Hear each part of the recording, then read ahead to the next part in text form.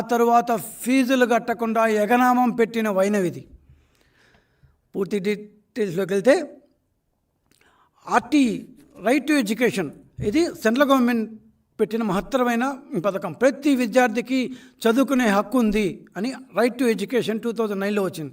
ఆ 2009 చట్టం ప్రకారం ప్రతి రాష్ట్రం అన్ని ప్రైవేట్ స్కూళ్ళల్లో 25% సీట్లని పేద పిల్లలకి, అంటే ఇక్కడ పేద పిల్లలు అంటే రకరకాల కండిషన్లు పెట్టారు.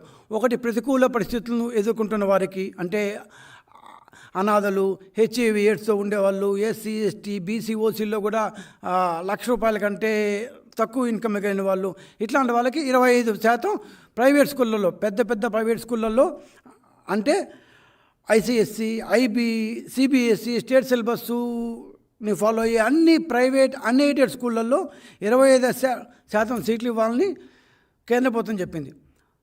మన జగన్మోహన్ రెడ్డి గారు 2019లో వచ్చి 19, 20, 21 3 సంవత్సరాల పాటు ఎగనామం పెట్టారు.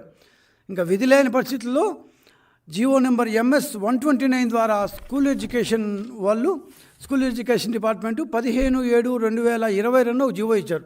జీవో నెంబర్ 129 ఎవరికి ఎంతెంత శాతం ఇవ్వాలి అంటే, ఇప్పుడు నేను చెప్పిన 25%లో ఒక్కొక్కరికి ఎంతెంత శాతం ఇవ్వాలో కూడా పెట్టారు.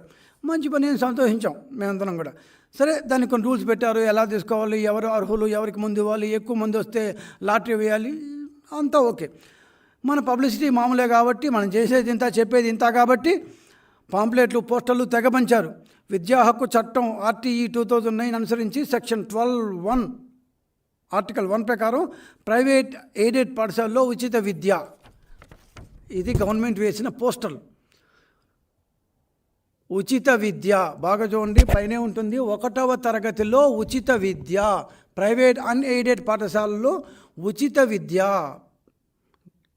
ఈ పక్క గవర్నమెంట్, ఏపీ గవర్నమెంట్ లోగో, ఈ పక్క విద్యాశాఖ లోగో, ఉచిత విద్య అంటూ చాలా ఇట్లాంటి పాంప్లెట్లు, పోస్టర్లు వేసి అందరికీ చెప్పాడు. గవర్నమెంట్ బాగా చేస్తోంది అన్నారు, బ్రహ్మాండ క్రెడిట్ వచ్చిందని సంతోషించారు.